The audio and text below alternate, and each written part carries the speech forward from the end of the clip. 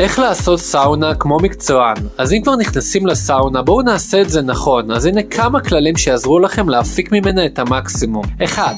חיבשו כובע סאונה. הראש הוא החלק הרגיש ביותר לחום, וכובע סאונה מסייע לשמור עליו קריר, מונע התחממות מהירה ומאפשר לכם להישאר בסאונה לזמן ארוך יותר ובנוחות. 2.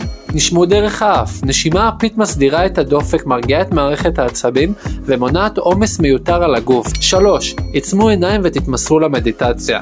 נשימה מודעת והרפאיה עמוקה הופכים את השהייה בסאונה לחוויה מנטלית לא פחות מגופנית, אז נסו להתרכז בנשימה ולהירגע. זה יעמיק את האפקט של החום על הגוף והנפש. 4. יישארו קצת מעבר לשלב המאתגר. השלב שבו אתם רוצים לצאת זה בדיוק הרגע שבו הגוף מתחיל להסתגל.